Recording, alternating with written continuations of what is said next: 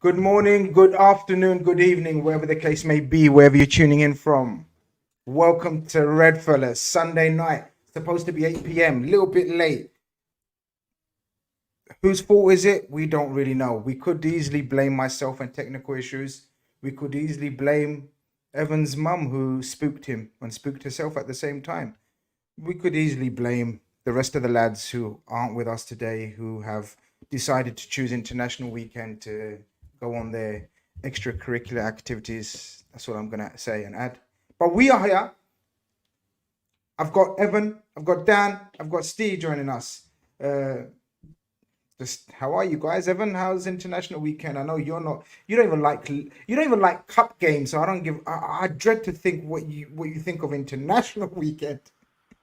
I mean, in the interest of keeping this a family-friendly show, why don't we just skip over my opinion on that? How about that? Noted. And Steve's words. I'll go to Steve next, who absolutely hates even when I talk about it in the WhatsApp group. I can't give a shit. That's his reply to anything related to internationals. But I hope you're doing well, Steve.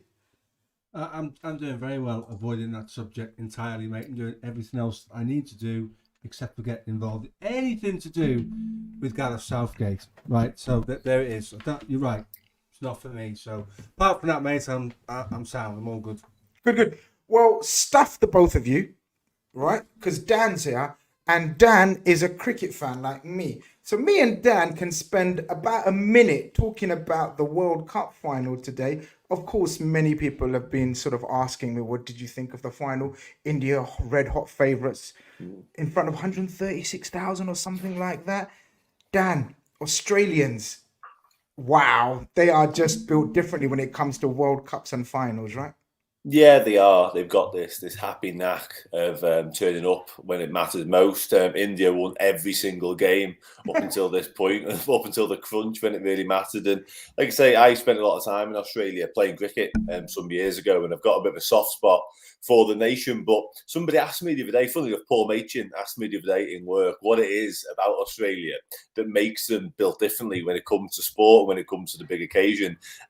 It's their whole life, their whole livelihood is built around sport. Like here in the UK, it's very much like academical, like get good at maths, get good at science, get good at English.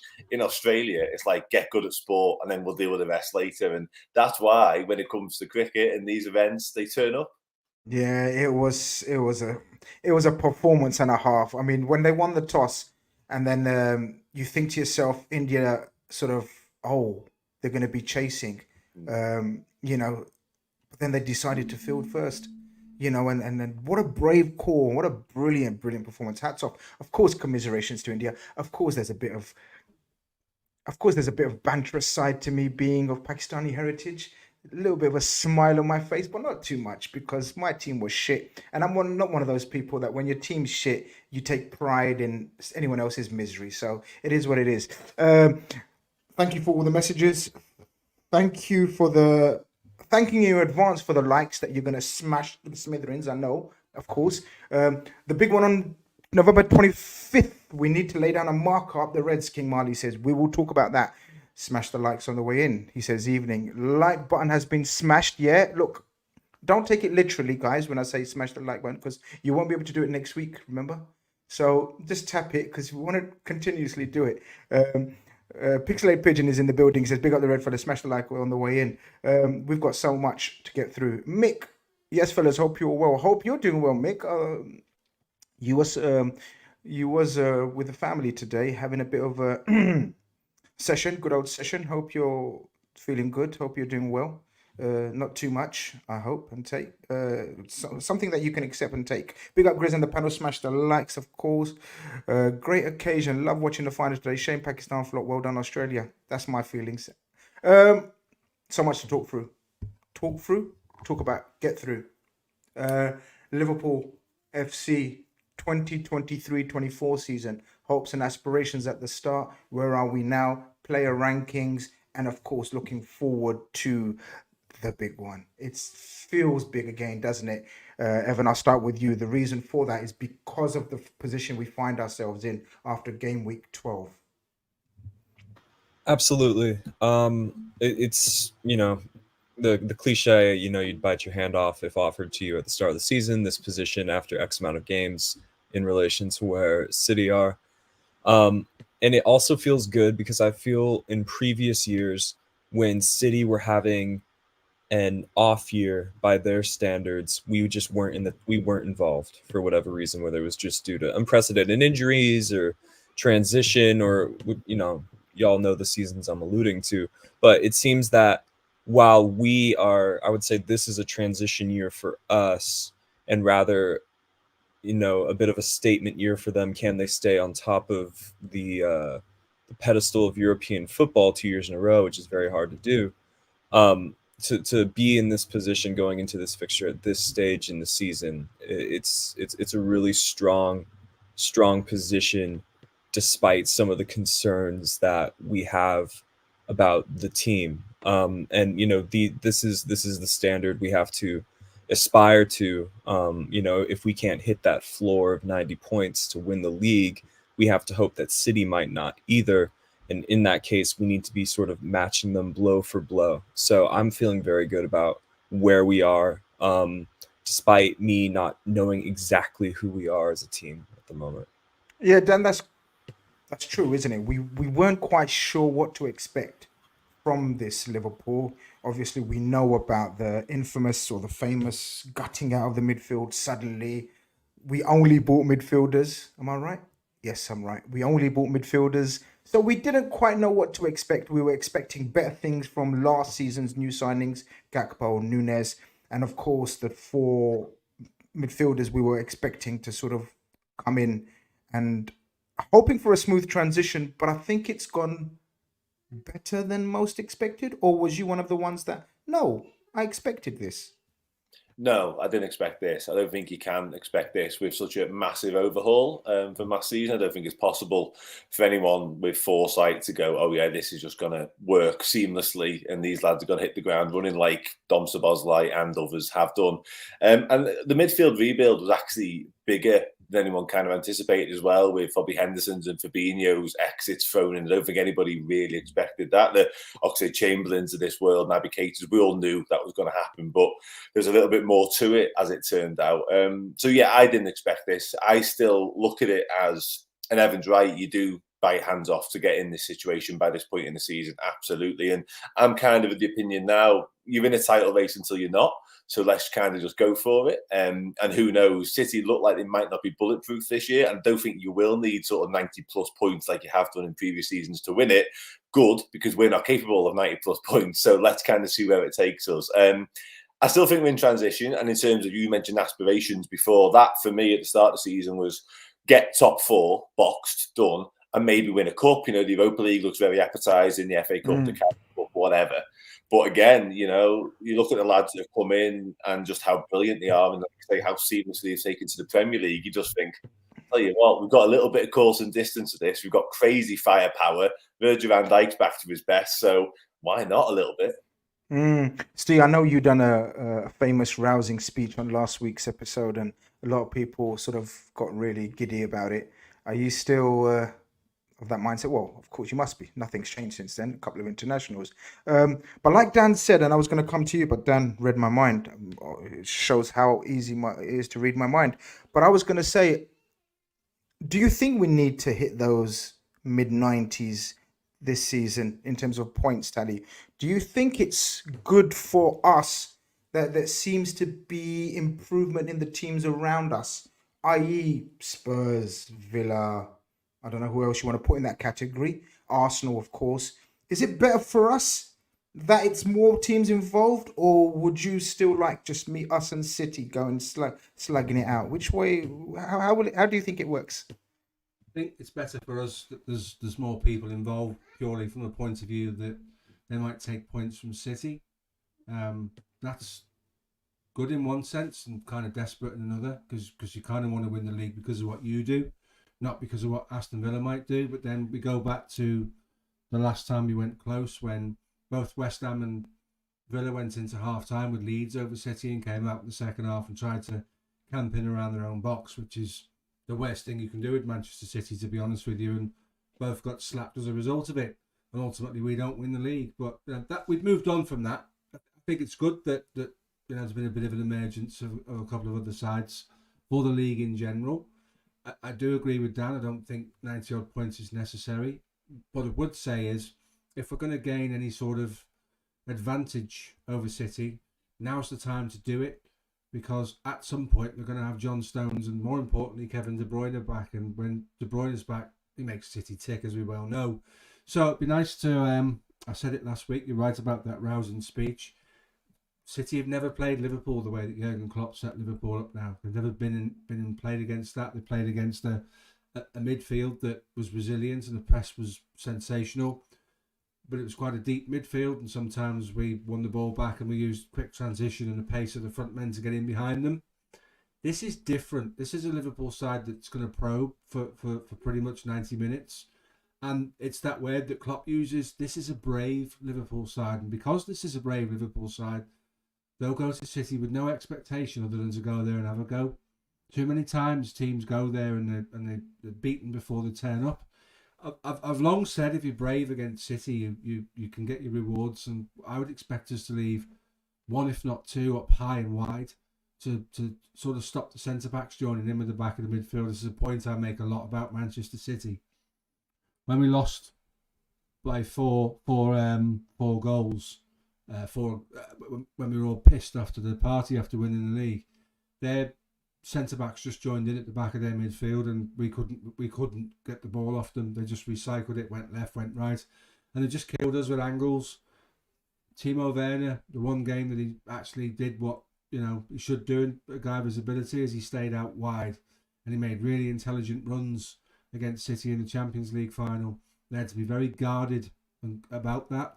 So in the likes of Luis Diaz and Mohamed Salah, you've got that player there, but with a degree of more intelligence, and certainly in Mo Salah's case, a better end product. So I advocate going to City and being really brave. I said last week, if you go to City and you lose, you haven't lost the title. Nobody wins the title in that game against City. It's not done. There'll be more twists and turns. What it is, it's an opportunity to make a statement. And if we do consider ourselves to be title contenders and we want to go the distance, these are the games that you have to make the difference. These are the games where you have to go to City and say, yeah, you are good, but so are we. This is what we're going to do. And by the way, we'll see you at Anfield. That's how we have to approach it. We'll try to sort of pick a team for it later on in the show. Stephen Ryder says, Mr. Club and Mr. Plant, good evening, gentlemen. Good evening, Stephen. Even though you didn't wish me and Evan a good evening, we'll still wish you a good evening. I know. I'm joking. Chris, this is a guy that comes to every one of the live events at Redmen, so that's amazing. Absolutely amazing. What a loyal friend he is. A couple of super chats before we get in tucking into sort of the season's events so far. Mo says we should go all out for Alphonso Davies in January. If we can't get him, Mitchell from Palace would be a great alternative. From Alphonso Davies to Tyrell Mitchell from Palace. Tyrell Mitchell, isn't it? I think it's Tariq. Good play. As well as Andre or Yusuf Fofana. No problem, Mo. We will pass. We'll pass the memo on. Alphonso Davies or Mitchell. 786 MB says 6 times, mate. LFC and Australian cricket team winning 6 big ones. Whenever Man United or India lose, it's a win for Liverpool, Pakistan. India hold that. Don't start a civil war in here, lad. But I appreciate the support. I guess what I wanted to do, guys, is maybe go through sort of block by block. Thanks very much to our friends at This Is Anfield. We have got the first 4 fixtures and sort of the headlines that went around it. Hold on, let me make this a bit easier to think. But I guess, Evan, opening game, Chelsea away, kind of, again, both teams a bit of unexpected. Ended up being a decent enough draw. We take that, right? I mean, yeah, on paper, draw away at Stamford Bridge, never a bad result. Depending upon how good you consider Liverpool to be on the given season.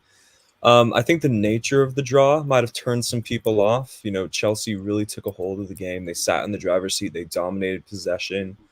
I was really at that point not worried about Liverpool over the course of the season, but I wanted us to go there with as many excellent technical footballers as Chelsea do, if not more, and dominate possession. And we didn't quite do that. I thought tactically we were perhaps a bit outmatched over the course of 90 minutes. But yeah, never horrible on paper. And, again, it's just one of those things. Would you take that? Would you take that? I think now looking at where we are on the table in relation to Chelsea, we might look back on that result and think, we probably should have beaten that Chelsea team. But at the time, I was tactically concerned with Liverpool, but not like losing my head over our fortunes for the rest of the campaign. Dan, what stood out to you in that batch of 4 games that we're going to start what we're looking at right now? Of course, it follows up with a routine enough Bournemouth win. I remember last season in that fixture, we won 7-0 or 9-0? 9. But it was never going to reach those levels. 3-1 comfortable enough. I'm assuming or guessing on your part that the Newcastle win was the really standout one for you, was it? Yeah, it probably has to be. It was another game with sort of adversity within it, obviously, losing Van Dijk, going 1-0 down, much like we did against Bournemouth. We actually started that Bournemouth game really poorly, to be honest, Yeah. and we lost Alisson and McAllister through that as well, albeit that was overturned in the days that ensued afterwards. But yeah, the Newcastle one is the one, isn't it? That was kind of... We've seen sort of a few different false dawns with Darwin Núñez, I think, up until this point, but that now feels like it's okay to say that was the arrival of Darwin Núñez, because, I mean, talk about an impact. It was absolutely sensational. And, finishes, we've seen him miss quite a few since, and chances that he should take, far easier chances than the 2 he actually did finish on that night. But those 2 finishes were right out the top drawer. And what was so interesting about them is that they were sort of on the wrong side for him. The side that last season we were all saying, no, he doesn't really want to be over there. He wants to be on the other side. He drags those ones, doesn't he? He drags those ones. He usually does. Yeah, but on this occasion, he was absolutely clinical. So, yeah, I think that was a little bit of a statement as well, if you like, because, again, to come back to us not really being sure about what this Liverpool side were. And, the opening day at Chelsea, they didn't live up to expectation, potentially. But I think winning away at St James's Park after the season Newcastle had, being down to 10 men, gave us all a little bit of a very early inclination of what we could be about. And I think we all kind of thought, tell you what, because this is when Klopp started talking about Liverpool 2.0 and this new revitalised, energetic side that we've got. I think we all went, okay, I see what we're doing here. And yeah, that for me was probably the standout result from those 4 anyway. Steve, we obviously follow that up, and it's always important when you get a result like that to consolidate it with a very impressive and sort of show everyone that we do mean business. Because Dan says, some people might have interpreted the Newcastle one as a fluke, like a smash and grab type thing, But for me personally, I found the 3-0 one of the most satisfying games of the season so far, especially the way Aston Villa were being slightly hyped up as well on Emery. Totally agree, and I do think it's a bit of a smash and grab at Newcastle. That if we're being honest, they had opportunities to put that beyond us, and they were a bit profligate in front of goal, and we took advantage of that later on in the game. The Villa game is probably the most complete 90 minutes of the season so far in terms of utter control of that game of football. They didn't even look like a Premier League side. We controlled everything about that game, the pace, the tempo. We had the ball ridiculous amounts of time. We played really well. We made a very good side look very, very average. Yeah. And that was perhaps the biggest in terms of a package. 90 minutes, go back into the dressing room, go to training on Monday. What does the manager say? That's the standard bearer for all of the games should be for the rest of the season, because Villa are a really good side and have been now, since pretty much he took over. He addressed all of their problems. They worked really hard. They came to Anfield and they never really put up any sort of a fight. And that's not down to them being poor. That's down to Liverpool being so good that there was not an opportunity for them to get a foothold in the game. There was not an opportunity for them to impose the things that they do well. And that's a real sort of prelude to how good we can be. And that's why I've been banging the drum saying, and similarly to Dan before, we are in a title race. We absolutely are in a title race. And when you can do that to a side that has no fear of anybody, it so conclusively with so much comfort, without any threat at all. I'm here. I want to see more of that. That's the Liverpool I need to see more of. And if we are at the end of the season going to be in the prize giving time period where they hand out the silver trophies, that's the type of performances we're going to need to see between now and then. The next batch, Evan, I guess the Europa League cares of itself. Not much to talk about. Wolves again, another tricky one, and another unexpected goal scorer, stroke hero in Andrew Robertson. That one was usually a tricky away fixture. We handled that quite well, didn't we, as well? Yeah, Wolves never easy. I find Wolves to be a team that hasn't often matched Liverpool in terms of just quality over, the last 4 or 5 years, obviously, but they more often than not have matched Liverpool physically. I can remember a few back and forth affairs even prior to last season, where Wolves matched us physically, but our quality through players eventually won out in the end. My head goes back to a late Origi winner in 21-22. There's a late Firmino winner as well, I believe 2 years prior. I remember back and forth game where Jimenez scores an equalizer off of a great sort of physical surge by Adama Traore. Robertson couldn't bring him down. And I found that no matter who's in charge at Wolves, maybe the ethos perhaps by the recruitment team over there is to get physically impressive players in through the door. And I think they've done that again with Mateus Cunha, who physically looks a level above most of the defenders he goes up against this year. Obviously, Hwang's having a good season. So I've been not always impressed by Wolves, but slightly intimidated as well because they can claim some scalps. I'm talking about games against us. Obviously, they've been a thorn in City's side over the last 4 years as well on occasion. So never an easy match. The crowd's usually very up for it. Molineux not an easy place to play, despite the silly little fireworks show that they do at the beginning or whatever. But yeah, I never think of Wolves as an easy hit on the fixture list, regardless of what sort of Liverpool team is turning up.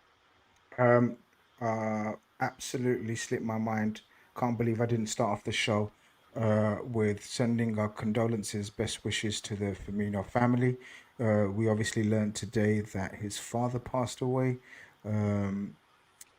Our condolences and best wishes. I had actually the pleasure of meeting him at Crystal Palace away last season. What a wonderful, joyous man. He was sitting in the way and just one of the fans dressed up in Brazil and Liverpool gear from top to bottom, with a massive smile on his face, even though his son was substitute that day and came on for the last 15-20 minutes. He said, I don't care, I support Liverpool.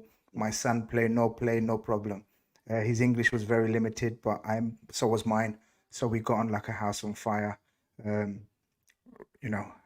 Best wishes, of course, to the Firmino family. Going back to that, Dan, it was very important. No, not very important. I don't know. Was it very important that we kept the cup momentum as well? Winning in the Europa, winning in the Leicester City in the fourth round of the League Cup. That was very important for the squad building in terms of the ones that weren't playing, wasn't it? And the momentum. Yeah, I think so. Yeah, and winning breeds winning, doesn't it, as well? And given the way the Carabao Cup in particular has opened up this season, there's an opportunity there for Liverpool to sort of put something on the table early doors. As we all know, that the final comes, I think it's in February time. So you can really make a sort of a statement quite early in the season and say, we mean business. And albeit not the trophy everyone wants, at the end of the season, you could say early doors, like, we've got that now, we'll go from there. So yeah, I've been really pleased and impressed with the cup generally, Toulouse notwithstanding, away from home, of course. But I think it's massively important for this new look Liverpool side that they do go far in cups and they do start to sort of tally up trophies, not for just, their own personal accolades, but for Jurgen Klopp as well. He deserves more trophies in his Liverpool tenure. So I think it's important that we do that. But from more of a squad perspective and what it means for this season, I think it's massive because we've all waxed lyrical about sort of the firepower and the forward options and the attacking players we've got at our disposal, and rightfully so.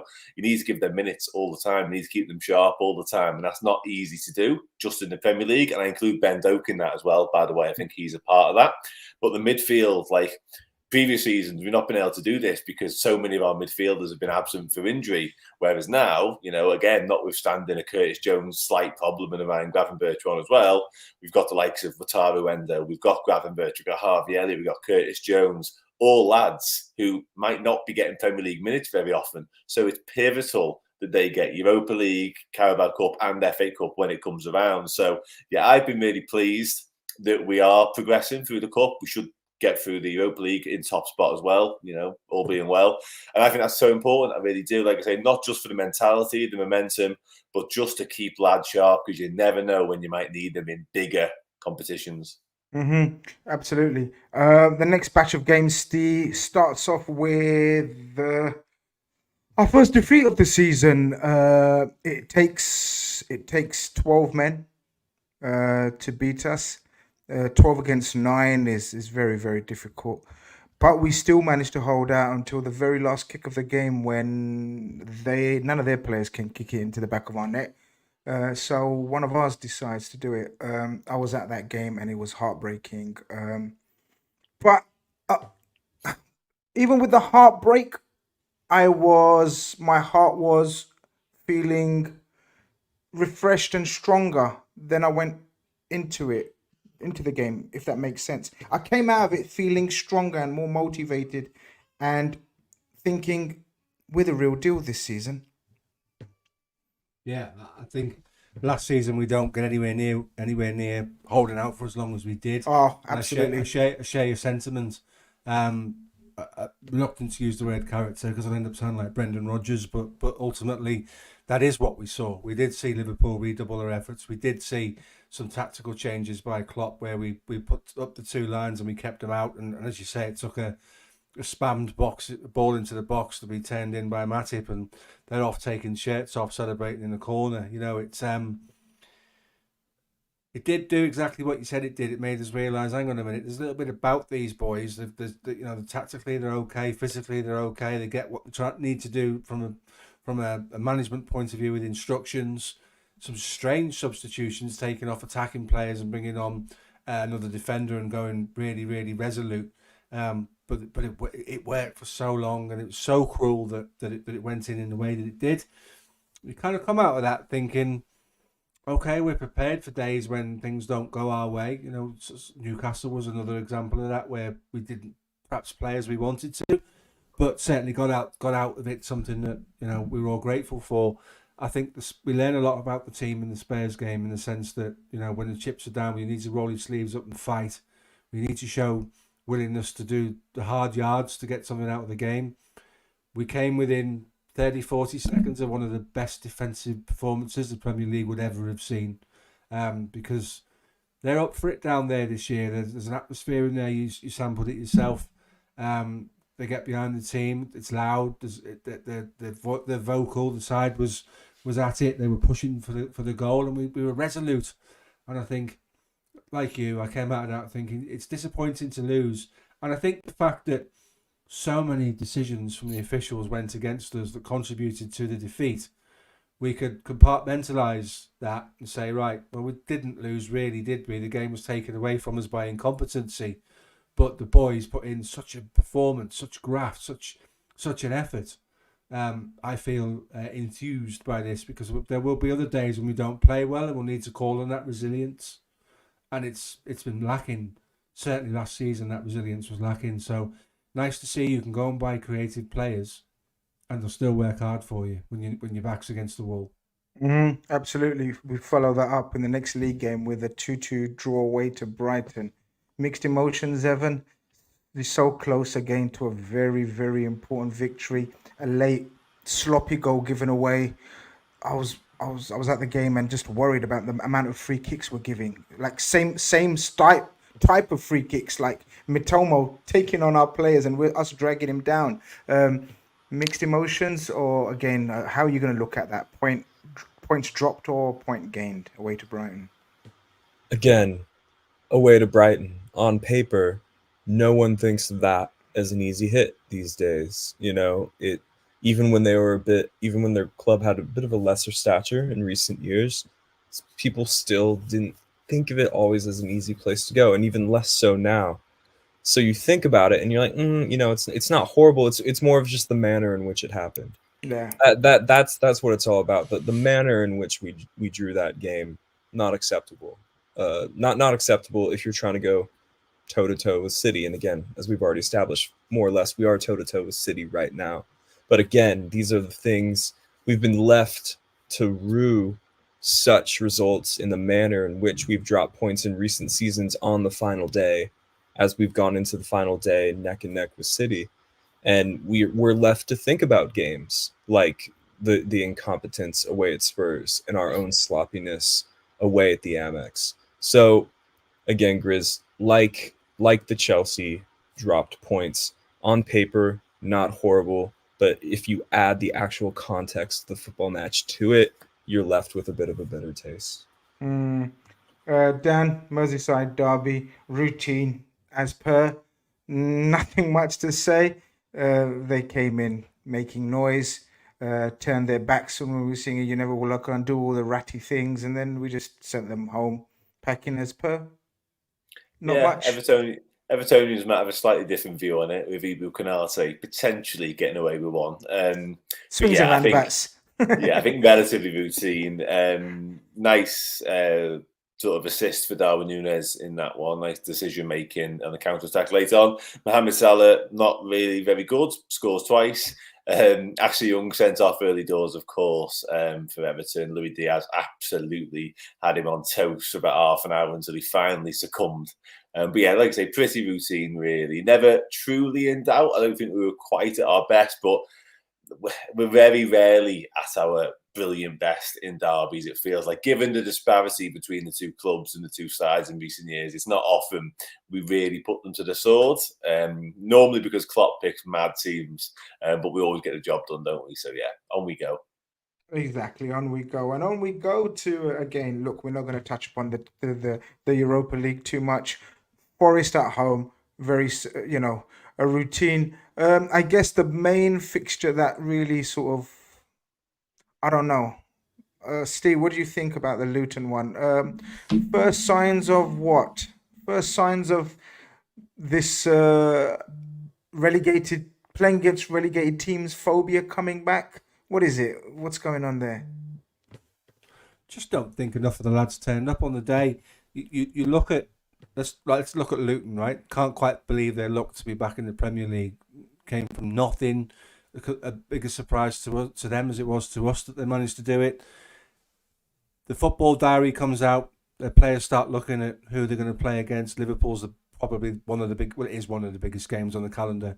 So it's Brentford syndrome, isn't it? When Brentford arrived back in the Champions League and Arsenal went there and Liverpool went there and the crowd got behind them and really pushed them and the team responded to that, you're going to get teams perform because the big guns are in town. It happens. It's standard. Luton played very well on the day. Same can't be said for their fans, unfortunately, with the vile stuff that comes out of their mouths. Just a bad day at the office. And for a couple of years now, Liverpool have been prone to complacency at times. And it comes with when you win things and you get a little bit of swag and you get a bit of confidence.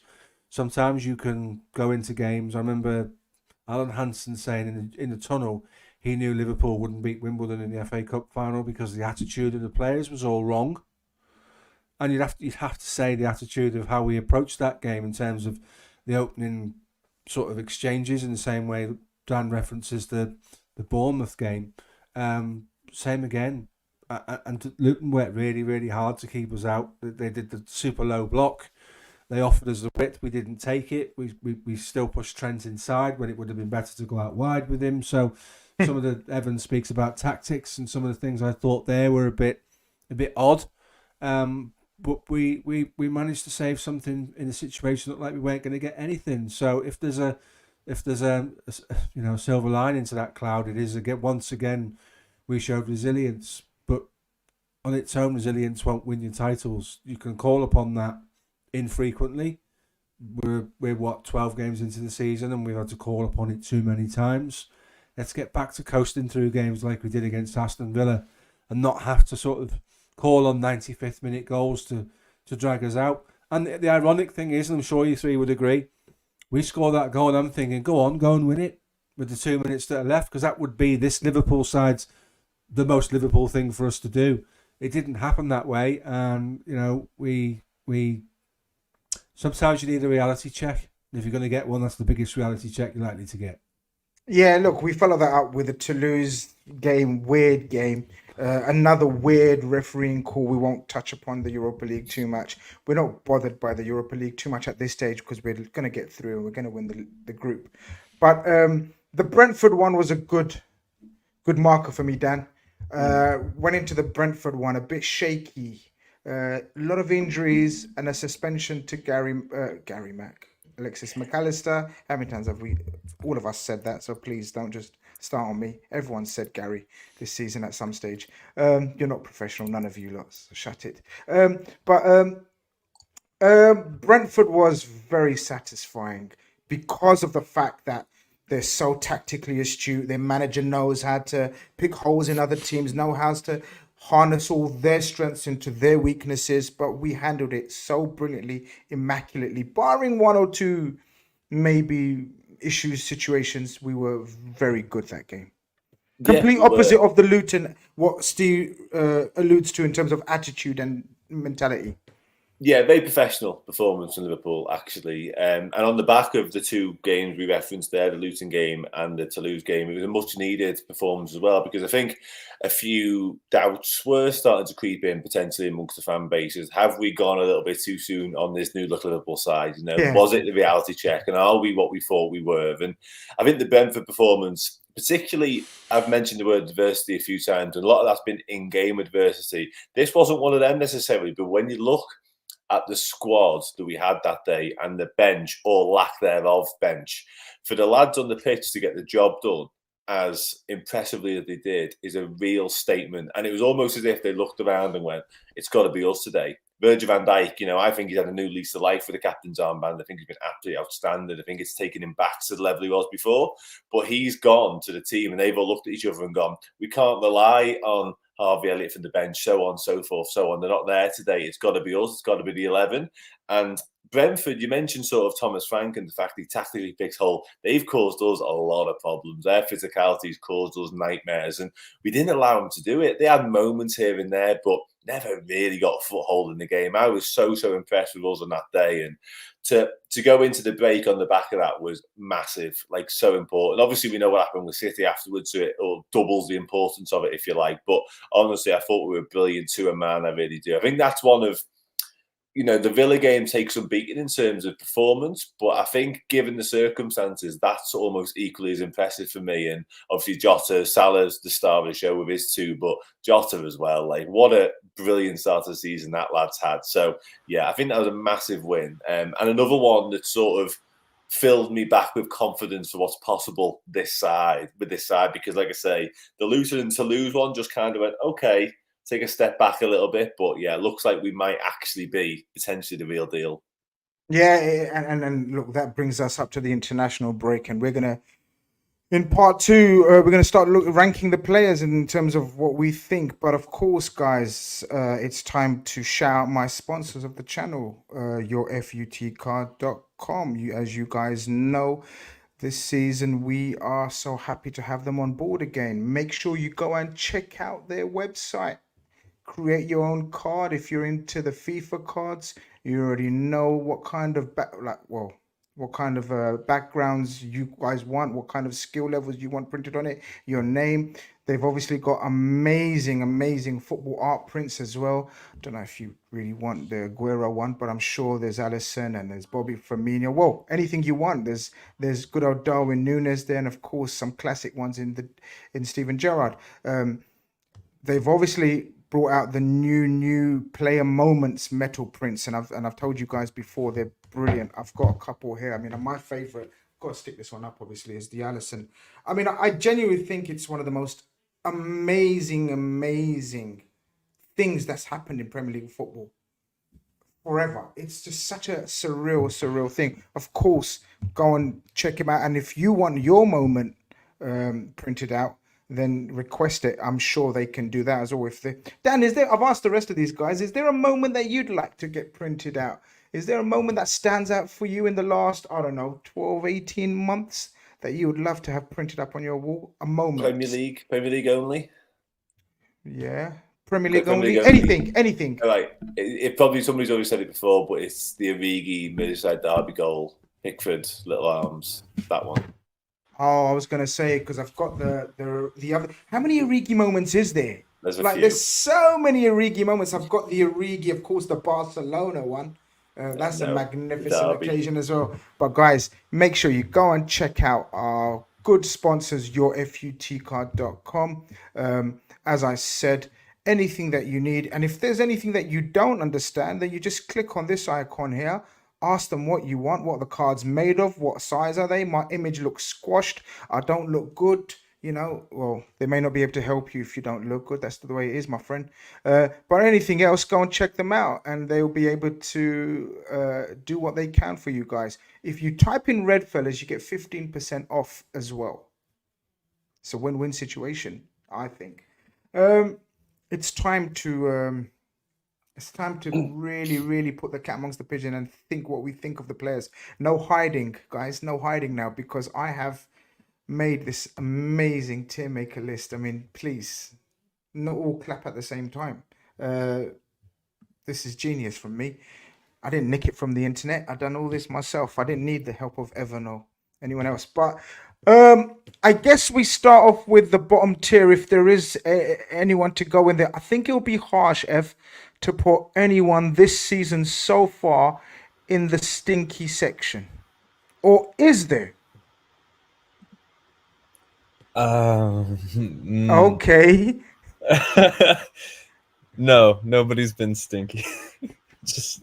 There's something on your mind. Say it. No, there isn't anything on my mind. There's absolutely nothing. There was, and then I was like, I thought about it, and my common sense won out. So if Fabio Carvalho was in this pictures list, would he go in sort of in terms of his whole attitude and the way it's happened and the way it's gone a bit stinky? No? I remember when we were ranking, we did the show at the tail end of last season, and we ranked, and I remember he was a point of contention because half of us were saying, well, if he's not given opportunities, then how is it fair to say fair point? He goes to the bottom. So it would be the same this season. No, nobody's been stinky. All right. Nobody's been stinking up the joint. No problem. Well, we'll work in sort of no particular order, but except the order that's on the screen. So Curtis Jones, Dan, you have the first dibs at Curtis Jones. Where would you rank Curtis Jones in this category then, in these points? Interesting one. I think he started the season really well, and he looked really important to us, just like he ended the back of last season, really. I think his suspension, harsh, albeit, has kind of made him lose rhythm a little bit when he's come back into the side. I've not been impressed in recent weeks. So I'd probably put him above average, and I might have had him at good previously. I reckon slot him in there for now.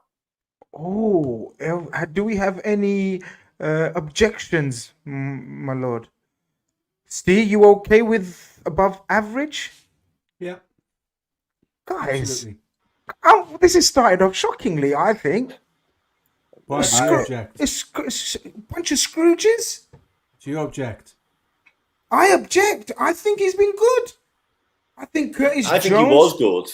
I don't think he's been good like the past 3 or 4 weeks. And granted, that's been during the suspension, but when he's dropped into the Europa League, the Carabao Cup, I just don't think he's been quite at it. So, yeah, I think that's fair. I mean, just the chat's a unanimous 7 so far. It's like unanimous. Okay, I mean, go on. You're splitting hairs between 6 and 7. I don't think we're worlds away here. It's not like one of us thinks he's stinky and the other one thinks he's above average. I mean, I just think that he's been above average. He's trending in the right direction. Is he in our strongest 11 at the moment? No, and that's not an indictment of the kid. But I think 6 is where he belongs. I've been overruled. It's no problem. It's no problem. Mr. Plunkett, Harvey Elliott is next in line. Looks like a giraffe in that picture. What's going on there? We need to sort that out, don't we? Harvey's been a little bit of a source of frustration for me, and also other times been really pleased with him, because when he starts games, he definitely doesn't have the same impact as when he comes on as a sub. It's kind of like when he comes on at 60 minutes when we need to freshen things up. It's like he brings everything that Jurgen Klopp wants onto the pitch for that last half an hour, and you're not going to put me off doing that, by the way. And then gives the side a little bit of impetus. So I would say, from a sub perspective, I think he's been very good as a sub. As a starter, I think he's been slightly better than average. I don't think he's done enough. So in terms of his season, I have him kind of alongside Curtis in the sense that he's not done enough when he started for me, but been brilliant off the bench. So I'm kind of stuck between a 7 and a 6. Look, the top two are sort of in the hole for the absolute superstars. I'm gonna because he doesn't do it when he starts, I'm gonna put him alongside Curtis. Any objections, guys? I think 7 should be his floor based on what his role is. His role is an impact sub. That's his role when Liverpool are not like rotating. And I think I look around the league for a better impact sub. And of course I'm the stat guru here, so I got to bring some of the numbers, the stats for Harvey Elliott, what he's been able to do in his limited amount of time, jump off the page. They absolutely do. If I told you he's been a more statistically efficient creative force than Dominik Szoboszlai, would you agree with me? Maybe not, but the numbers don't lie, and that's what he's been. So I think based on the opportunities he's been given, to say he's made the most of them, I think would be a slight understatement. Dan, can I caveat that? Sorry, when he comes on as a sub, he's been coming on when games have won, and Liverpool are massively in the ascendancy. So I would expect him to have positive. Not numbers. always, Steve. Not always. I don't think he's come on and changed the game. I think he's come on and given us the impetus to do what we do well. I get what you're saying, Evan. What he does when he starts the games for me is it means he's a sub. And if you asked him, is he happy with that? Someone said in the chat he's embraced the super sub. I don't think he has, because he was particularly rattled when he got substituted a few weeks back. So I don't think he's accepted that role. But that's a good sign. Dan, we've got so many players to get through. We're going to be all night. Dan, don't let them argue. I think you may have the final say, or you may equalise. No, I would put him in 7. And by the way, I take Steve's point entirely. I don't think he's very good from the start. And I also agree with the point he makes about not being happy, because it was the Bournemouth game. He was fuming to be taken off, which is good. But yeah, I've been really impressed with him from the bench, so I would put him in a 7 as well. I was going to put him in 7 as well, so we have that there. Thiago, we shall. What shall we do with Thiago? We'll just ignore him. We won't do anything. That brings us to Matip, and it's Evan. Matip's, I think, had a rebound year. For me, I think he's been good, if not fantastic. Solid 7 for Matip. It would have been hard for him to be as bad as he was last season, but the team has raised its collective level, and he's gone with that ascendancy. So yeah, 7 for Joel. Do we have any objections? No. I would have been higher myself, but okay. I would have been higher. I've been really impressed with Joel Matip, and I was one of a number of dissenting voices over the summer thinking we might have to sell him, like this is probably the end of it, etc., etc. Guilty. But I've said once at least this season he might be in line for a new contract. I'm not sure that should happen, by the way, but his performances probably warrant it. I think he's been really good. So yeah, I would have been an 8 personally, but again, I feel as though if I give him a 8, he'll be out of sort of, because I cussed him so much. I think he's been good. The own goal was very unlucky. I'm not going to hold it against him, but I am. So 7. We're going to stick with 7. We go to Ibu Konate, Dan. God. Frustrates the life out of me. Not because of anything he does on the football pitch. I think he's a brilliant footballer. I really do. Just his lack of being able to stay fit is killing me. Absolutely. Has he ever put 8 games together since he joined Liverpool, I very much doubt it. Yeah, but in terms of performances, I think he's been really good. He still had these moments whereby he tries to firefight a little bit too much for me, and he sort of rushes out. His decision-making isn't perfect at times. He could perhaps take a leaf out of Joel Matip's book when dealing with that, to be honest. But yeah, I've been really impressed with Konate. I'd put him alongside probably Elliott and Matip, and I'd probably knock him down a little bit in my estimations just because of his inability to stay fit for us. It kills me. Where are we putting him then? I didn't get you. I put him at 7 as well, so 7 as in good, yeah? yeah. I think on the basis that Matip's been better, I would be putting him alongside Curtis, because that thing you said, Dan, about this rash, impetuous thing to dive out and try and engage the ball in an area of midfield where he doesn't belong, we find that difficult to knock that out of his game, to be fair, and it must be something that's been highlighted. I think Matip has had a stronger season than him, so I would, on the basis of that, I'd have him alongside Curtis, because I think he's dropped off. That Champions League final performance, but for the result, it's one of the best centre-back performances you will ever see. Correct. And for me, he should have been a catalyst to go on, and he hasn't done that. Don't think he's as good this season as he has been in previous years. Ev, final answer, final say. Which way are you swaying? I think 6 feels right. Yeah, that's for me. Again, so I mean, it's November. Dude could end up at 9 by the end. We will screenshot this and come back to at the end of the season. This is now, guys. I'm in agreement. I agree with everything Dan said as well, to be honest with you. So it's not much of a 6. 6 is fine. He's got more potential than that, but he's still been above average. Phillips, thanks. Tsimikas. Who is it? Steve? Tsimikas. Yeah, okay. Right.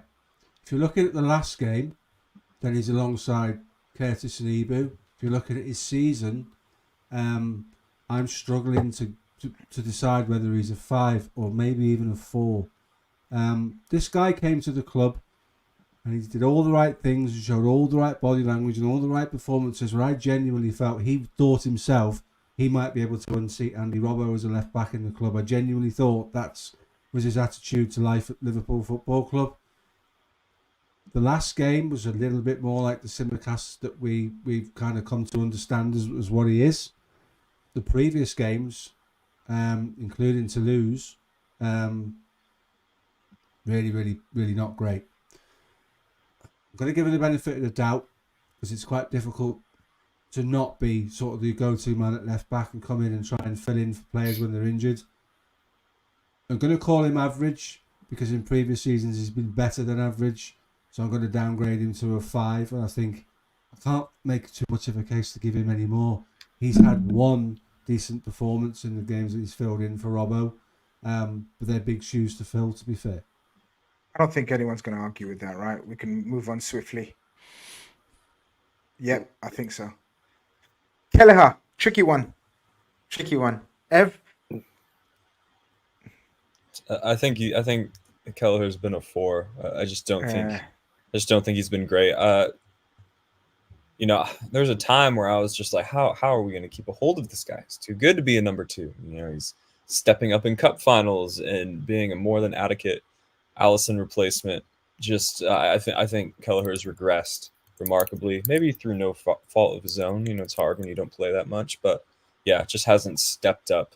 Been looking below average by definition, I think we will probably agree. He's. I know it's difficult coming in as a reserve keeper to Alisson, but there has been sort of performances where he can do so much better.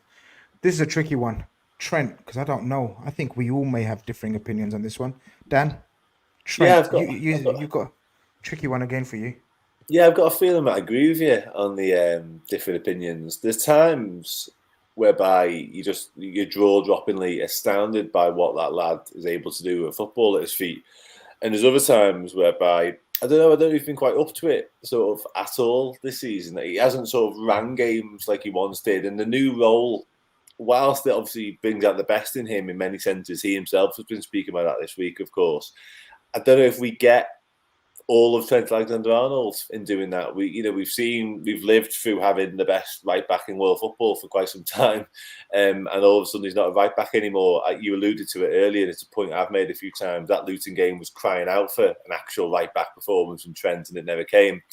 And he's got 1 assist so far in the Premier League this season from 10 games. And I mean, he's got 3 assists in total. So he's not exactly setting the world alight like he has done in the past with his numbers either. So I don't know, is what I'm trying to say. I think he's been fine. I think he's been good in moments. And I think, like I say, he's produced moments whereby you just go, how on earth is that possible? This kid is an absolute joke. But yeah, I tend to agree. I think he's been okay. I'd probably put him at a good, but his levels are crazy, like absolutely insanely crazy. He should be sort of base layer 8/9 for me. That's how talented this kid is, and he hasn't quite done that yet this season. So I'd probably put him in a good, but that's underwhelming for what I believe Trent Alexander-Arnold to be. Any objections? Because I've got one straight away. I think he's been average. I'm not gonna lie, guys. Average? Overall, 5? yeah. I've had games where I've pulled my hair out like on my chest, No, and under my armpits. think- Go on, Steve. All right, go I on. think- Maybe I'm being harsh because I Dan, think- I've got such high expectations of him. I think the new shape of the midfield doesn't help the inverted role, because when we put him in the inverted role, the extra body in midfield meant a world of difference in terms of being able to cover runners and stuff like that, and our form improved. I think he's a right back at the minute for Liverpool. Whether the England thing changes everybody's perception of him and ultimately forces the club to make a decision on where he is. When was the last time Sky did a documentary after a game about a mistake from Trent Alexander for poor defending? We're not seeing that. So in that regard, I think there's been an improvement in his defensive work. He's not been dug out by the pundits anymore. There's a lot more from him going forward. There's a lot more from him in terms of his creativity. I don't think the shape of the team necessarily helps with that, because the 2/8s are so far up the field now. It's just a different shape. So I can't sit here and necessarily criticise him. He's not below average for me. I think by his own admission, he would probably tell you he's had an average season so far. So for me, it would be a 5.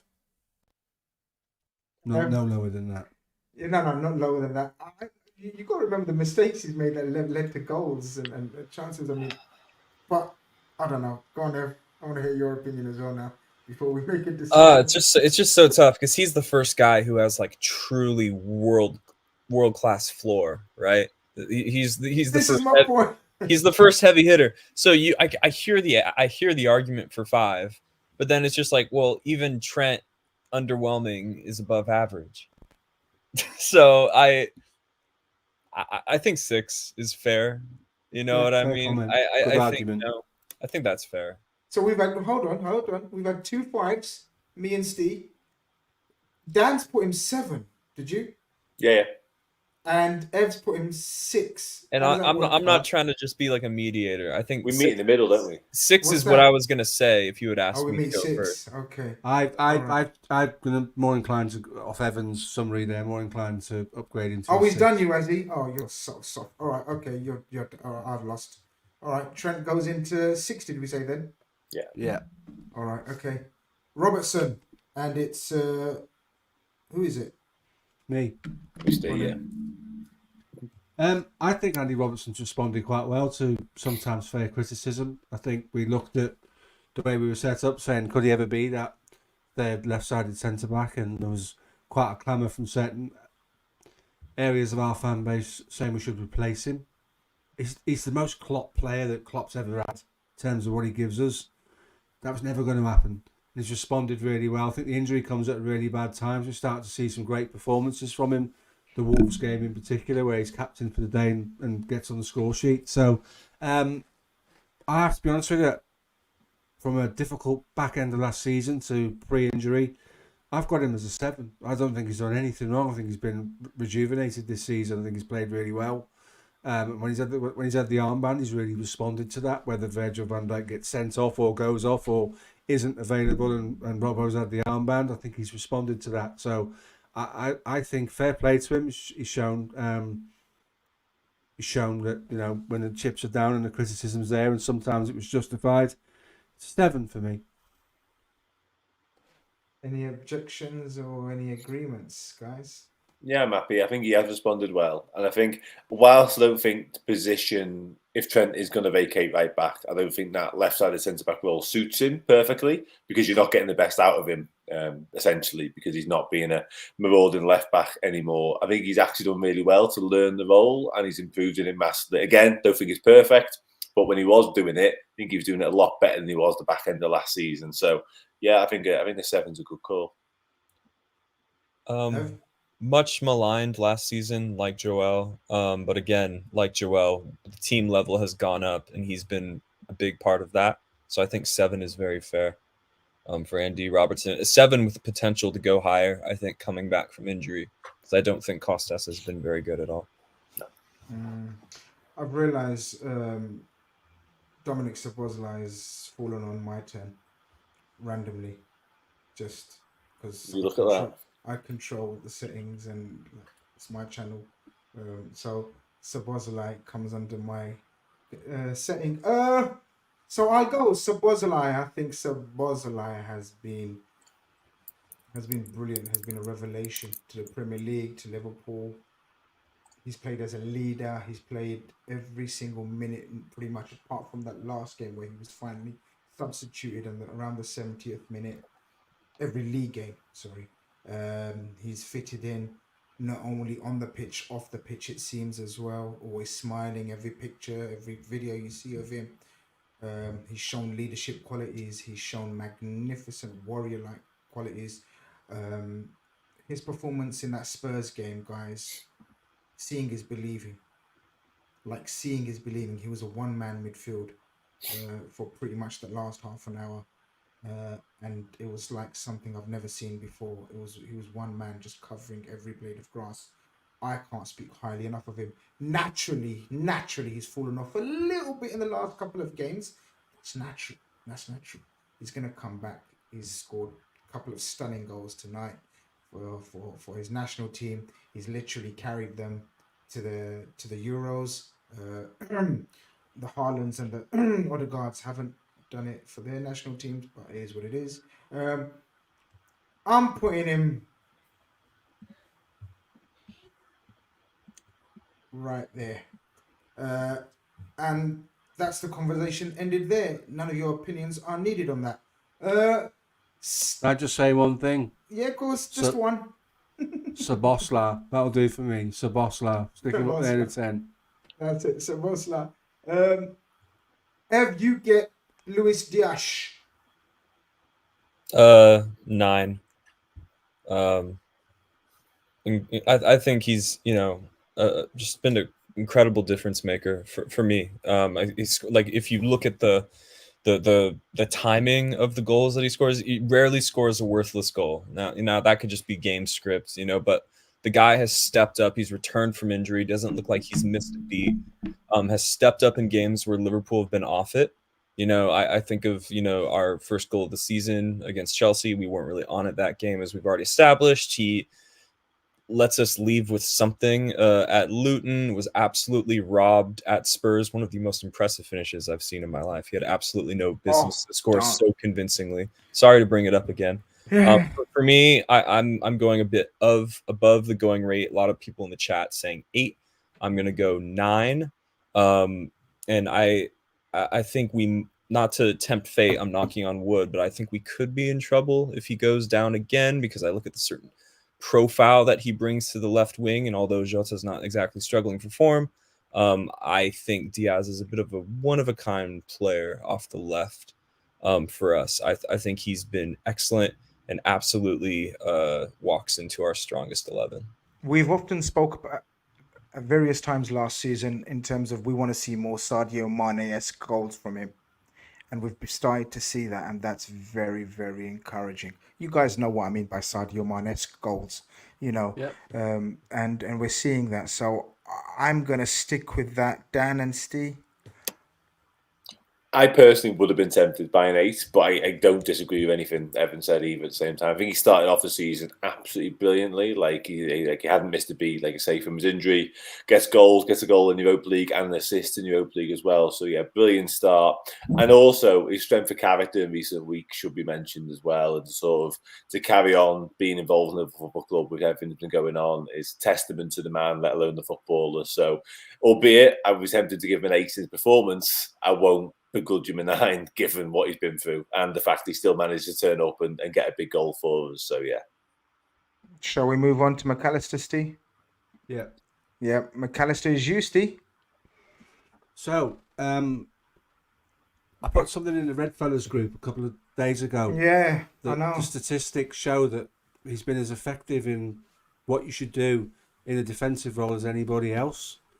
But it isn't pretty, and that's the thing. That's what people see. It's not pretty. And the likes of Rodri are doing that, and then a little bit more, and that might be the difference between the two.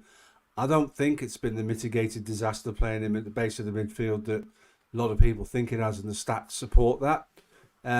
So, tough on the guy because he's wearing the number 10. And you don't wear the number 10 if you're a defensive player, do you? You wear the number 10 because it's an offensive position. It's an offensive shirt for an offensive player. I don't think he's been all that bad at all. I think the lacks a bit of confidence because he wants to play in a double pivot like he did with Caicedo rather than sitting at the base on his own, and I don't think it suits him, and I don't think we're getting the best out of him. And let's say, for instance, we went and signed this Andre player. I think he might be the guy that sits on the bench for a little while Gravenberch and him fight it out. And at the moment, on the left centre midfield role, I think Gravenberch would probably get the nod over him.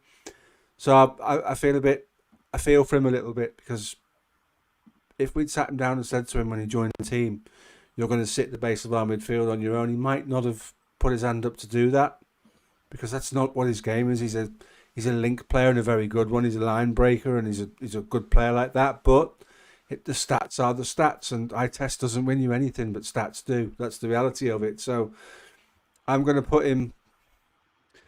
I always wanted him to be a good or a very good because he's got that in his locker. This guy's a World Cup winner that linked up so well with Messi in the World Cup. I think, given where we're playing him and given his stats, I'm going to give him a 6. And I'm not scoring him off the eye test. I know. Look, I knew the more you was talking, the more I know you was changing your mind about 2-3 times in your head. Because I'm not sure as well. I know. Evan, Dan, comments? I can't give him a 6. I'm sorry, I can't. I think he's a brilliant footballer. I really do. I haven't seen that for Liverpool yet. I think his Nottingham Forest performance the other week was good. And I think we've seen glimpses of what he can offer.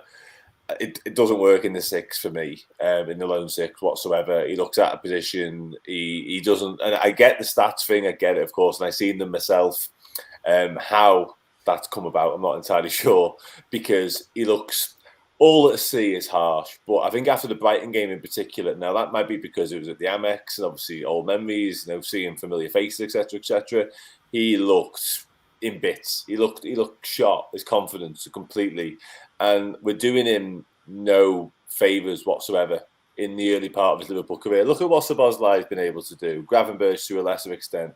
Come in, play in their natural role and flourish, and we're absolutely singing their praises from the hilltops. McAllister asking him to come in, play in an unfamiliar role without somebody alongside him helping him out. And it just hasn't happened. Hasn't happened at all. He has had a disappointing start to his Liverpool career. And it's not through any fault of his own necessarily, because that's not what he's good at. He's not good at being the base of a midfield on his own. He's never done it before, it's certainly not the Premier League. So, yeah, I feel for him, but I think his performances have been, for me, average at best. Like, just average at very, very best. You just categorised him alongside Tsimikas. I think Tsimikas has been worse. I would have had him lower than that personally. I'm willing to stretch some context for McAllister because I look around the squad about who else I would rather have at the base of the midfield. And we're going to get onto this player, but I've been extremely unimpressed with his backup. I think in the context of what he's being asked to do and where we are as a team as a result of it, and I'm not looking at stats, even though I'm known as a stats guy. I'm not looking at stats here. I think 6 is fair because I think what he's been asked to do, based on who he is and who we are, I think it categorizes as above average for me. If I were to start unraveling the context a bit more, I think it goes down to like a 5 and at times a 4. But I think it's the toughest position in the game at the top flight. I believe that.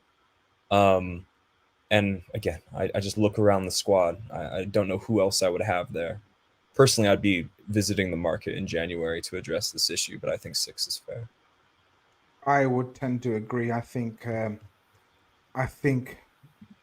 just because of the fact that he's been asked to change roles and positions, and we know Fabinho took his time. We know others have struggled. Henderson took his time at learning the 6.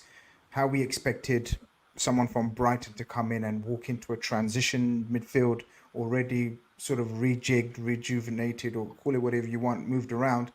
I think he's been okay, effective.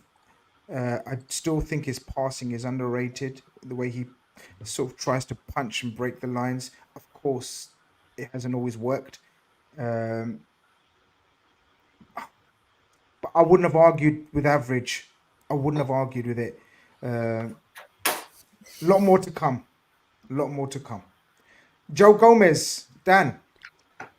Yeah, I've been pleasantly surprised by Joe Gomez this season because I wondered if we were ever going to see anything like Joe Gomez again. And I'm not necessarily saying we have done because he hasn't hit the heights of his peak form yet. Obviously, when we won the league title, he was integral alongside Virgil van Dijk. Within that, they formed a brilliant partnership. But I think considering his squad role now has quite clearly changed. You know, he's our backup right back, which he does quite a bit. He comes in a centre half. Occasionally, he's even played left back once, which I don't think worked at all, by the way, at Luton. But I think for what he's been asked to do and what's been asked of him in terms of his squad position now at Liverpool, I think he's done well. Personally, I think it depends where you have Joe Gomez's floor, I guess, because based on last season, he's been miles above average because his average last season was essentially like the pits, wasn't it? Certainly that Napoli game. But given the Joe Gomez we know and love,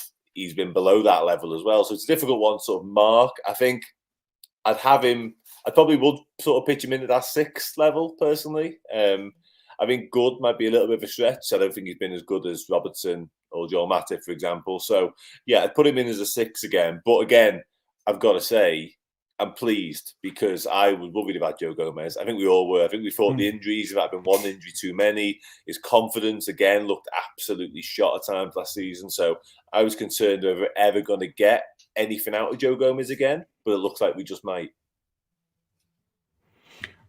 Objection, my lord. I think he's been good. I think he's been good to very good. This Christmas, we're Take it. giving away thousands What's of happened festive there? experiences nationwide. It's our treat to you. Just for being I'm this listening to the time. TUI advert. Discover more on the My Sky app. Another objection there, I think. I don't know how to fix this. I just muted myself. Didn't know what to do. I think Joe Gomez, especially on the back of last season, the criticism and the question marks and being moved around from right back to centre back, I think he's been good at the least. And his performance has been as good as Andy Robertson's, though. I think so. They just can't. I think they have. He's got an assist as well. I think he hasn't made any mistakes. What we know Gomez was for brain farts and errors leading to goals. I can't think of any at the top of my head. So that's He made one error in the games, and it escapes me now. But what was so good about it is if he'd have made that error in the game last season, bring it back to Napoli, his whole performance would have been gone. He'd have been just a shell. He'd have been a wreck. But he just shrugged it off. And it might have been the West Ham game. They didn't score from it. I think Jared Bowen fired over, and he gave the ball away. Where he fell out. Yeah. Instead of it weighing down, he just went, okay, sound. And he was brilliant from there on. So I agree with your point. But I like this one. Dan scoring gets a 5. hey, we're all here. Dan's been a very strict headmaster today. Okay, no problem. That's me. I think Gomez has been good. Steve and Evan, sorry. Who's Andy? Um, I don't think he's been as good as Joel. yeah. I So think for that six. reason, six. Yeah, six for me. Yeah, six. I love Joe Gomez, man. I like giving people sort of their plaudits when they've proved you wrong, so to speak, and he's proved all of us wrong. But look, it is what it is. It's a democracy. I got outvoted. Steve, you get the captain, the skipper. Okay. Wow. Okay. This is a good one. This is a return to the Virgil that we know. There's a really good clip of him blocking the shot last night in the international. That's the Virgil that we've come to love in the Liverpool shirt. You never know unless you're Virgil van Dijk just how much that injury took out of him, and how long it took him to trust his body again. And last season he made some absolutely mental decisions in trying to cover other people and ended up looking pretty poor himself. But with no midfield in front of him, and Grizz, you will recall many times on this show I've said, you solve your midfield problem, you go a long way to solving the Van Dijk problem in terms of his performances and his form. And we've seen that. I'm going to stick him right up there alongside Mr. Szoboszlai based on what we've seen this season. He is back to being the best centre-back in English football. He's back to being arguably the best centre-back in world football. Great to see. This guy carries on this form. His aura, his presence, his mentality puts Liverpool right back in the mix for everything that they've entered into this season. That's how important he is, and he's back. So he's right at the top for me. I would agree with all of that. Just for the sending off, he goes to a 9 for me. Excellent. Agree with everything else. Used to. Personally, I would have done Szoboszlai 9, Virgil 10.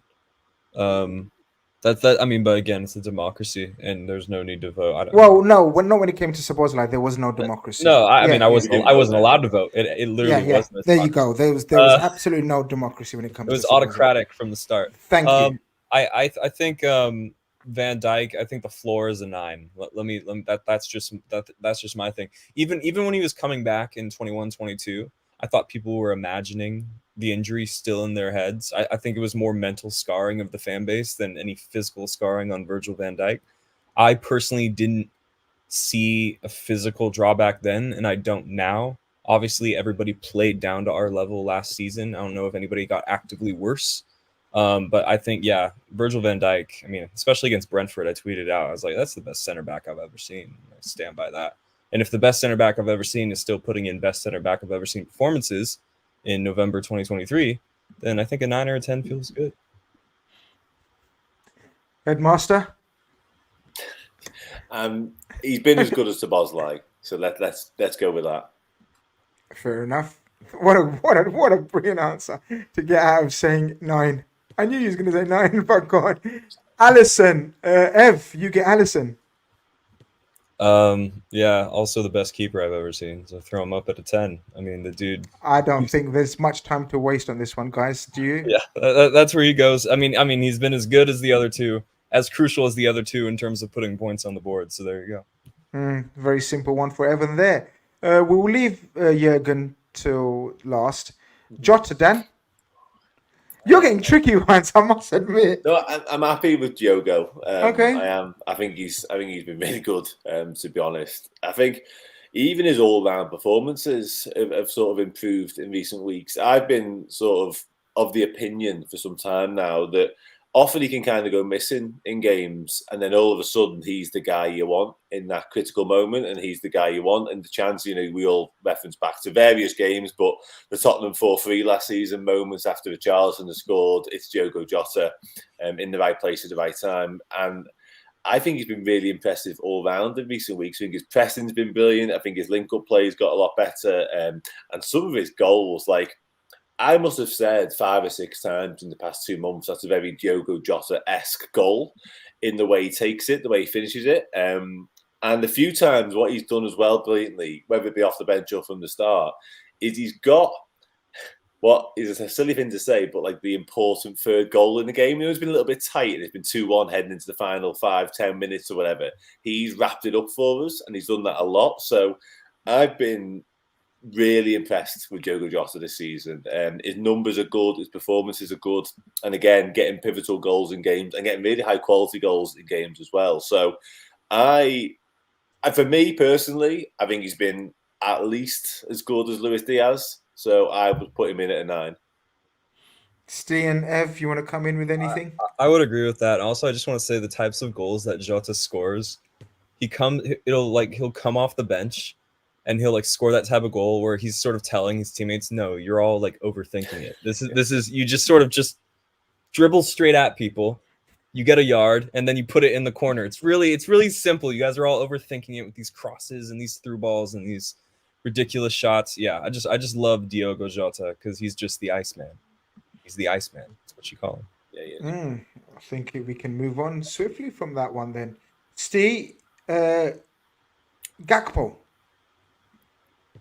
Yeah, Gakpo's an interesting one. I think in the way we play now, the Roberto Firmino role isn't so effective because we play with a higher midfield line than we ever have in terms of the 2-8s. So I think we killed some of the space where the likes of Roberto Firmino and Gakpo, Good point. when he played in that, was sensational. Still got a lot to offer. It will be a horses for courses game. He might suit a game against someone like City where he will do what Bobby used to do, which is try and sort of play in the space that Rodri wants to play in, if you like, for disruptive purposes. But then what you do with Darwin, who will identify one of their centre-backs and try and run them ragged. So it's a difficult one. And I think his versatility sometimes works against him because he can play in the false 9, he can play as a 9, he can play left midfield. He's even been deployed in one of the 8 roles this season. So I kind of feel a little bit for him in that regard because we're not the same side we were when he signed in terms of tactically how he's set up. And you could never be with the likes of Szoboszlai and Gravenberch in your side. So I don't necessarily hold him entirely responsible for all of that. I think he's been okay when he's played. He's not been sensational yet this season. I would have him along the lines of probably along a 6. Probably does it for me. I'm struggling to give him any more than a 6. I agree with that. There's more to come from him, and that's why I can't give him more than a 6. But I think the way we play has created this problem for him rather than his own personal form. Very quickly, I think I like that. I like above average because of the fact that he's still scored crucial goals.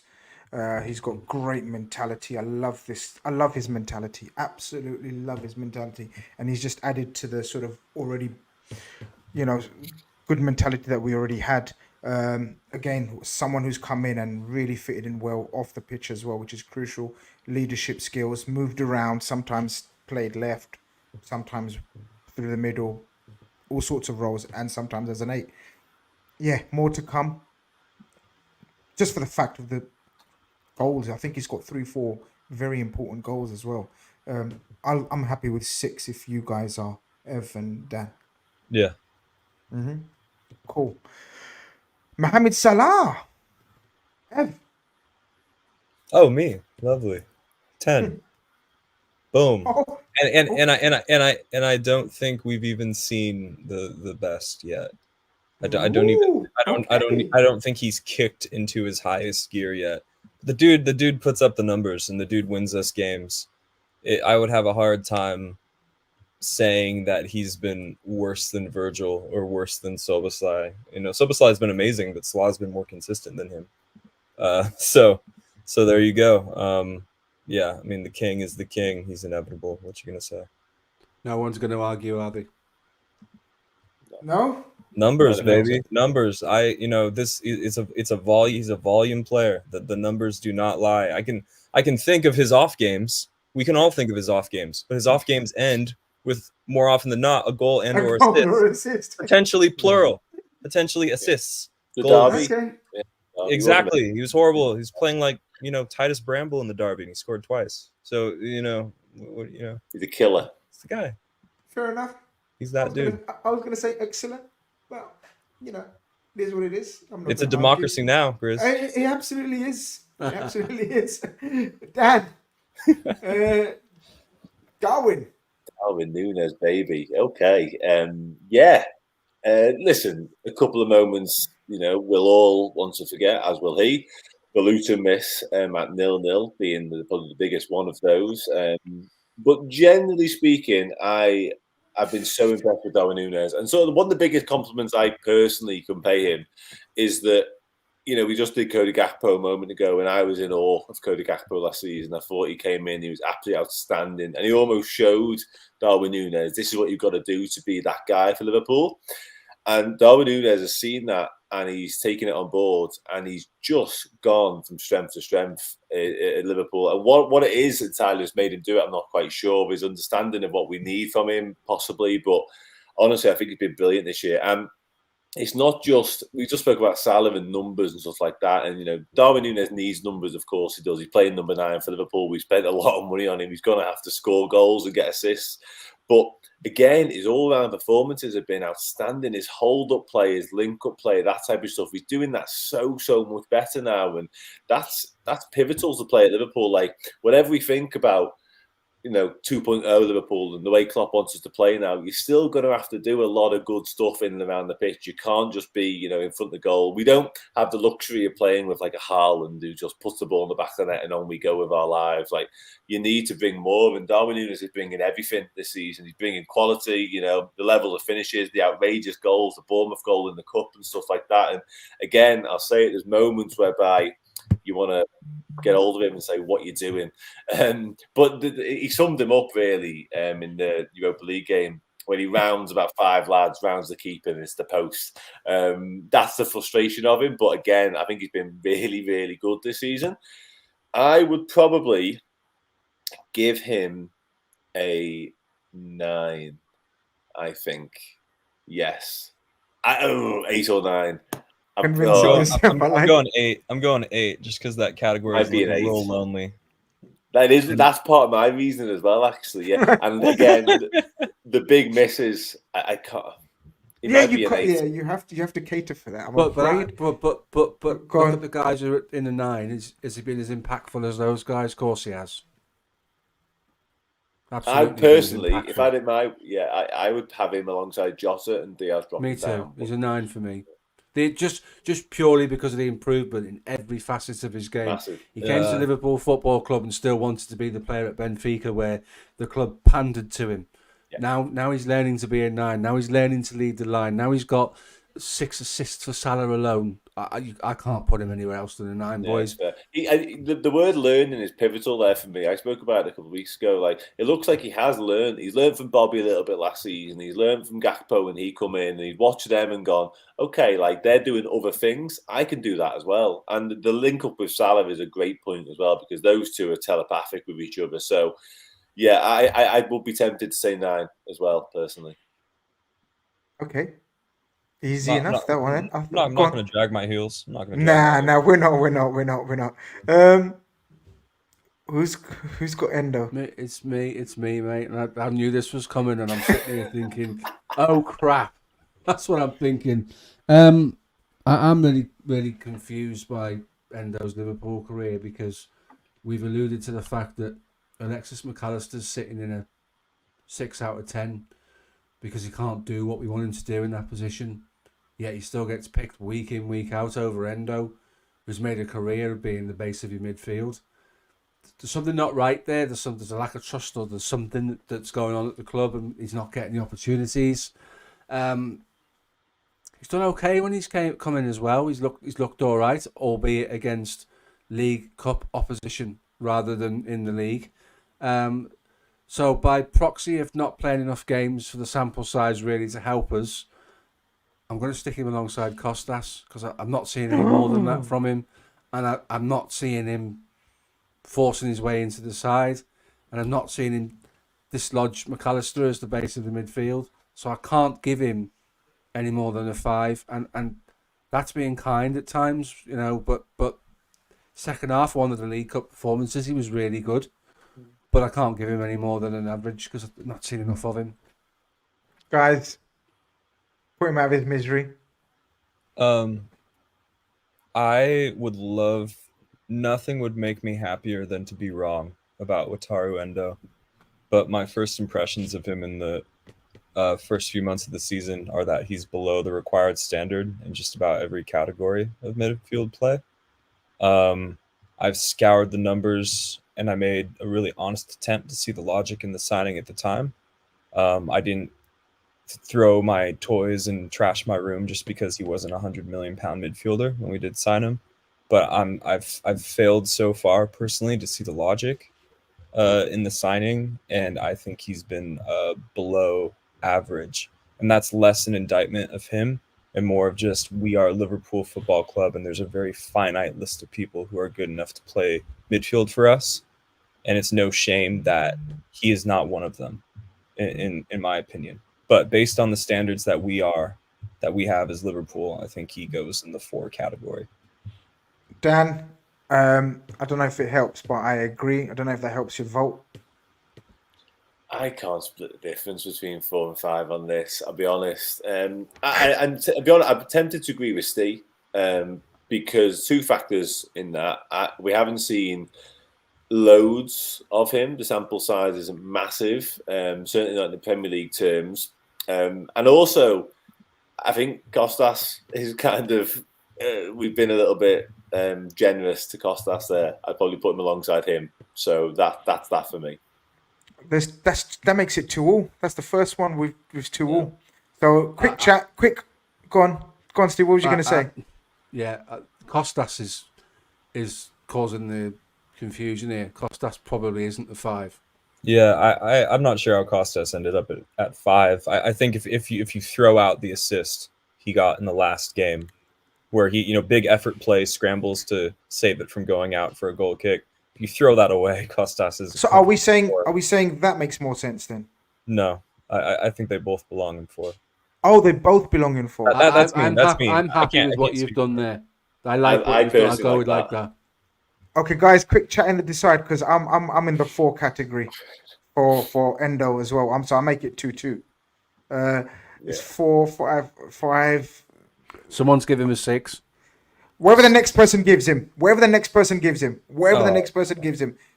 Quick. 5. Someone. No, it's the done. next chat. CW gave him a 5. No, after Z Malik, wherever that 4. There you go. Oh, CW gave 5. Shit.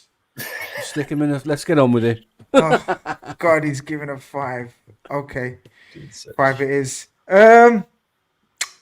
Who gets, I think it's Ev. Ev gets Quanza. Okay, wow. Okay, so Quanza gets a ton of context as, a rookie in this team. Let's look at what our expectations of Quanza were before preseason started. Let's look at where Klopp's admitted own expectations of Quanza were before preseason started, and let's look at where he is now, where we're not completely losing our minds if he starts a game of Premier League football, if it came to that. By that context and by his own standards, I think 8 is fair. None of us were expecting him. I think based on what we thought Jarell Quansah was, he's been very good. You know what I mean? Guys like Robertson, Matip, Harvey Elliott, and everybody before in the 6th category are held to higher standards. Let's not hold Quansah to the same standards. By his own standards, based upon the level of football he was playing 12 months ago, he's been very good. Agreed. Yeah, I agree. I'm drifting between excellent and very good. I've been so impressed with him. But I'm okay to go with very good because again, it looked empty. It did. Someone has to go there. Someone has to go there. So we're good with Quanza. Very good. If someone said excellent, I wouldn't have said no. Gravenberch, Dan. Yeah. Again, I've been really pleased with Van Gravenberch following his arrival. Absolute bargain, by the way, of a transfer. Like the fee does not sort of do the player justice, really, in many senses. He's worth a lot more money than what we paid Bayern Munich for him. He remains a world-class talent.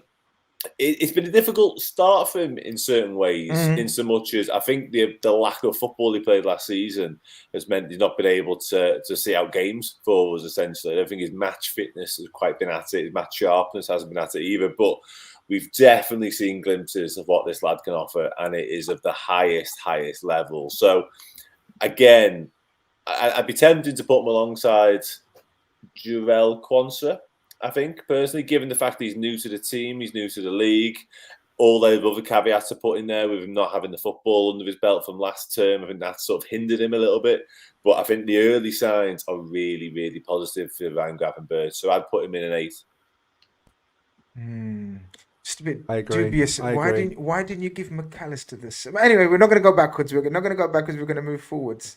You didn't give McAllister the same leeway. Because You gave him Gravenberch's performances have been better than McAllister's. And also, what I will say about McAllister that I didn't say earlier, like, we give him a lot of criticism for his inability to do the defensive things that we want him to do, albeit, you know, he's out of position, etc., etc. I don't think he's been very good with the ball, either. Even the stuff he is supposed to be really good at, I don't think he's been particularly brilliant at sort of keeping possession for us. So, yeah, I'd put Gravenberch way ahead of McAllister right now. What did you put? You and Steve said 8. 8. Yeah. Ev? 8 sounds good for me. Very good by definition. I've been outvoted. I would have said good and very good, but yeah, I'm not going to argue with 8. Steve, you get Ben Doak. Very small sample size. Really, really exciting. Decision making at times wants looking at, but when you're 17, that's what you're going to do. It's really hard, this one. I'm stuck between a 6 and a 7. I think at times he's looked great because he wants to go past people, but then when he's got to the end of that run, there's not been anything for anyone to capitalise off. So a little bit of learning to do about the team and when to pull the ball. But yeah, I'm going to go with a 6. You kind of convinced me to do that there, just purely because the sample size is very small and his decision making needs improvement. It's difficult. It's difficult. One of my favourite youngsters that I've seen at Liverpool.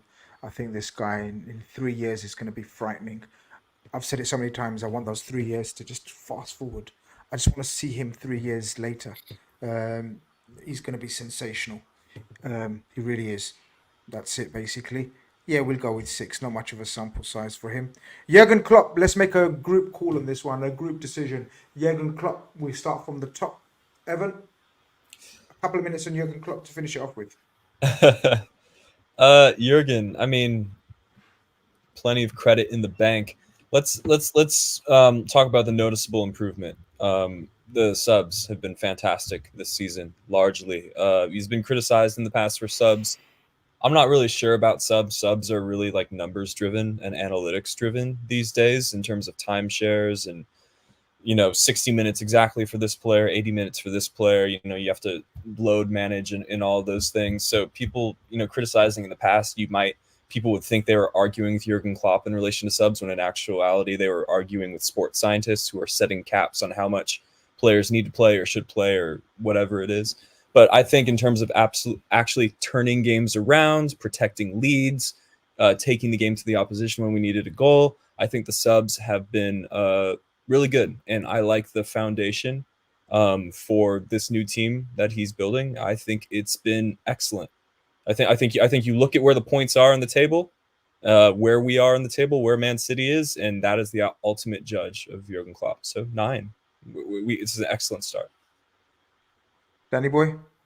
Yeah, I tend to agree. I was going to mention subs myself, and I think it helps having the plethora of crazy options he has on the bench most weeks. Certainly from but you've got to utilize. But you've got to utilize it. Yeah. 100% the right time, sort of in-game moments. He's doing all that sort of stuff absolutely spot on. And I, like many others, have been quite critical of his use of subs in the past, but I think he's massively improved that this season. And I like the way he's going about his business generally as well. He's managing expectations, but he's also quietly I think he just fancies this a little bit, the whole Liverpool 2.0 stuff and, his reactions after games. I think there's an air of confidence or an air of he likes what he sees on training and all that type of stuff. So, I think a revitalised, energetic, up for the fight Jurgen Klopp is a massively important thing for Liverpool Football Club, and I think we've got one. I've been really pleased. I think his decisions, by and large, have been spot on. There's one or two I could pick holes in. I've been really impressed. So, 9 easily for me. Steve, 2 9s so far. Yeah, gotta be honest with you. Where we were last season to where we are this season, what would he have to do to be a 10? He's a point away from Manchester City. The European thing's going well. He's recruited well. He's building a different brand of football for Liverpool Football Club with more advanced number 8s that will see us play on the front foot. I think we've all been crying out for that. Is it a minimum 9? I can probably make a case for a little bit more than that in my own mind because of where he's at. So I'm gonna push the envelope a little bit. I think from where we were last season to where we are this season, it's nothing short of sensational in terms of our 1 point off the top of the table with a game against those guys. In a week's time, we could be sitting here talking of being top of the league. You know, we've got to go to City. We've got to put in a performance. I can make a case for giving him a 10, to be honest with you. I think I'm going to end the show with the agreement with you. I think I'm going to balance it up and make it 2-2. So quickly in the chat, decide 9 or 10. For the very reasons last season we were sort of... One of the main questions was about our boss. Has he got the... Because he hadn't done a rebuild, guys. He's been a brilliant creator of a team that wins stuff, or, you know, in the case of mine, stays up against the odds, whatever. But he hasn't rebuilt that same team before.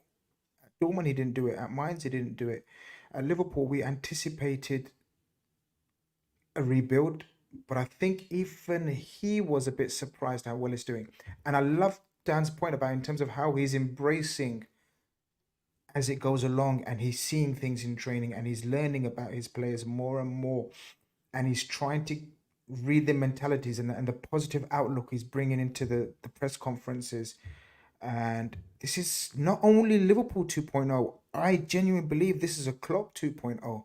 Every coach, every great coach goes through a phase where they learn about themselves, and I think Jurgen Klopp has learned a lot about himself last season. I very openly said last season, I think Jurgen Klopp will be cold-blooded, and I kept saying it because I could just read between the lines, in my opinion. I thought he was saying things that I've never heard him say before, and, you know, I'm over the moon with this version of Klopp, and I'm ready to go 10, and I think a lot of people are going with 10, so it's no, 6-5 to 10 since you said that. Six people have said 10. 5 people have said 9, and Sleeping Dragon somehow has managed to come up with an 8. But yeah, well, you know, there's always... I'll never ever understand that, Mr. Sleeping Dragon. But there's always one. Sleeping Dragon, you're usually better than that. Come on.